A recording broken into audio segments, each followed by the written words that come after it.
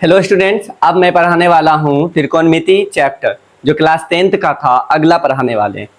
तो हम लोग कहाँ तक पिछले लेक्चर में पढ़े थे कि त्रिभुज किसे कहते हैं। जो त्रिकोणमिति में ज़रूरत था कि त्रिभुज के बारे में देखना था तो हमने बता भी दिया। तो त्रिभुज किसे कहते हैं? तीन भुजाओं से घिरी हुई बंद आकृति को त्रिभुज कहते हैं। फिर देखे थे कि त्रिभुज के प्रकार, तो भुजा के आधार पर त्रिभुज के प्रकार देखे थे। तो जो तीन तरह के होते हैं, समबाहु त्रिभुज, समद्विबाहु त्रिभुज और फिर विषमबाहु त्रिभुज। फिर देखे थे कोण के आधार पर त्रिभुज कितने प्रकार के होते हैं। तो तीन प्रकार के होते हैं, समकोण त्रिभुज, न्यून कोण त्रिभुज, अधिक कोण त्रिभुज। उसमें बताए थे कि त्रिकोणमिति जो है वो समकोण त्रिभुज के लिए है। तो समकोण त्रिभुज का कुछ बता भी दिया गया था, किसे लंब कहते हैं, किसे कर्ण कहते हैं, किसे आधार कहते हैं। और अब इस लेक्चर में जो है हमें फॉर्मूला निकालना है। त्रिकोणमिति के जितने निष्पत्तियां हैं, मतलब कि sine theta, cos theta, tan theta, cosec sec, मतलब जो भी है उसे निकालने वाले हैं। तो चलो यहाँ देखते हैं फॉर्मूला निकला कैसे। तो सबसे पहले हम फिगर बना लेते हैं समकोण त्रिभुज। तो यहाँ बनाते हैं एक समकोण त्रिभुज को। तो समकोण त्रिभुज का एक फिगर बना लेते हैं। तो ये एक समकोण त्रिभुज बनाए जिसका नाम देते हैं ए, बी और सी। ये खींचे 90 डिग्री। तो पहले ही बता चुके हैं कि 90 डिग्री के आगे वाले को कर्ण कहते हैं, जिसे हम एस से सूचित करेंगे। अगर ये थीटा है, ये कोण है, तो थीटा के सामने वाले को लंब कहते हैं, जिसे पी से परपेंडिकुलर हो गया। और जो बच गया आधार उसे हम लोग बी कहेंगे। ठीक है ना। अब देखते हैं कि त्रिकोणमिति में सबसे पहला जितना भी, अब ये जो समकोण त्रिभुज है तो हर भुजा का, तीनों भुजा का कुछ न कुछ मान तो होगा।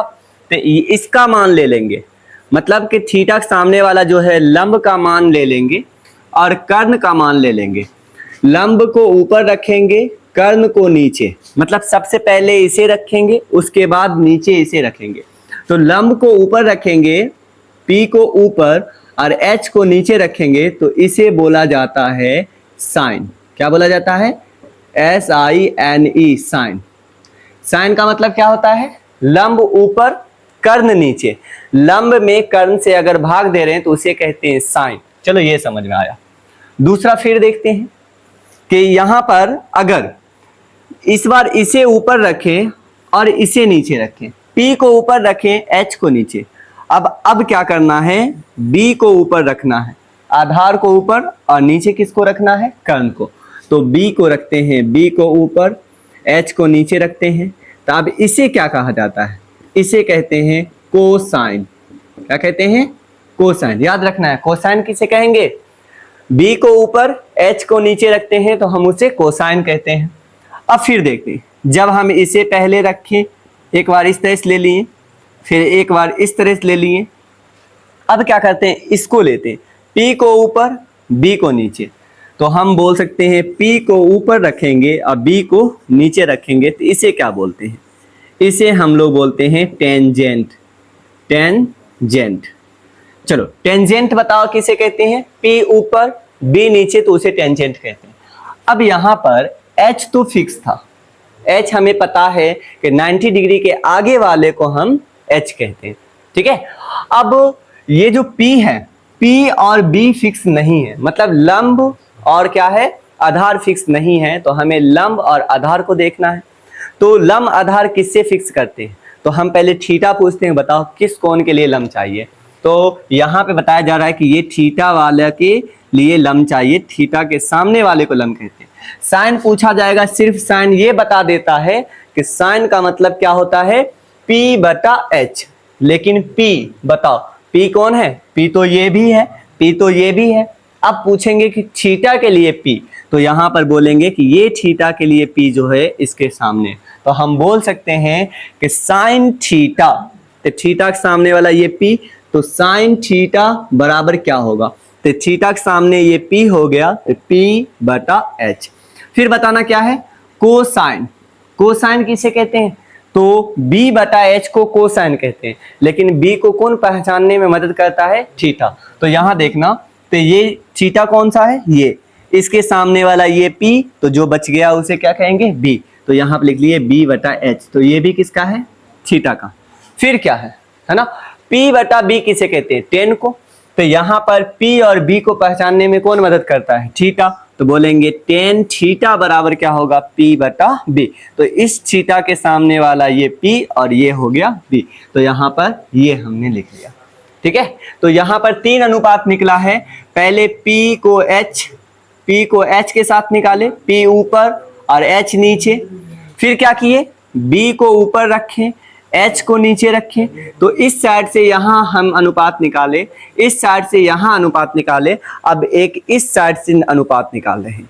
ठीक है, इस साइड से अनुपात निकाले तो P बटा B आया। फिर से देखना है, P बटा H यहाँ लिख लिए, B बटा H यहाँ लिख लिए, P बटा B यहाँ लिख लिए। अब क्या करना है?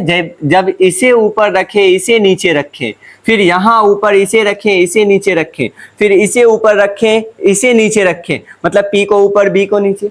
अब एक बार उल्टा भी तो कर सकते हैं, हम H को ऊपर रखेंगे, P को नीचे रखेंगे। तो ऐसा कर सकते हैं कि H को ऊपर रखें अब P को नीचे रखें, तो उसे हम कहते हैं सेकेंड। क्या कहते हैं? सेकेंड। तो ये हो गया सेकेंड। ठीक है, सॉरी सेकेंड नहीं, को सेकेंड। क्या कहेंगे इसे?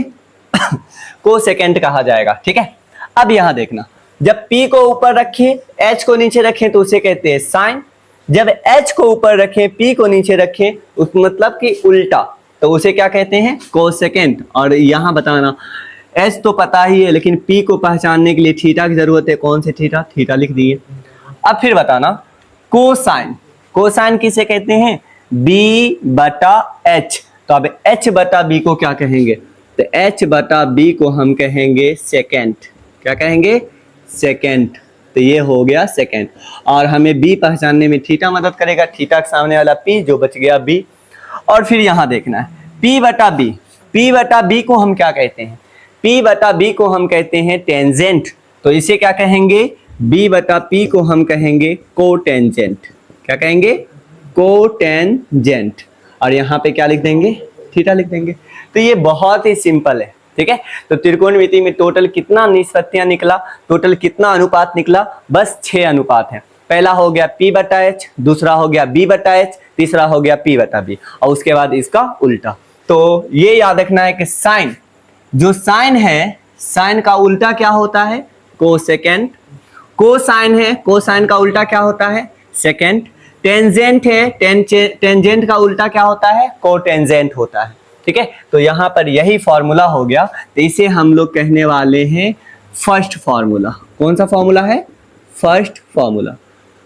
तो पहला फॉर्मूला ये रहा, साइन थीटा बराबर P बटा H, कोसाइन थीटा बराबर B बटा H, टेंजेंट थीटा बराबर P बटा B, फिर कोसेकेंट थीटा बराबर H बटा, मतलब कि ये उल्टा। हमें सिर्फ यही याद रखना है और उल्टा याद रखना है। तो यहाँ पर फर्स्ट फॉर्मूला हमें ये समझ में आ गया। तो टोटल त्रिकोणमिति में जो हमें फॉर्मूला याद करना है, वो टोटल 5 फॉर्मूला के याद करना है। तो अब देखते हैं हम लोग, पहला फॉर्मूला तो हो ही गया, किस तरीका से निकला। और ये रही बात जैसे याद करना, तो क्वेश्चन बनाते बनाते याद हो जाएगा, उसका टेंशन नहीं लेना है। तो अब पहला फॉर्मूला को प्रूव कर दिए कैसे निकलता है। अब देखते हैं सेकेंड फॉर्मूला को, तो नेक्स्ट लेक्चर में।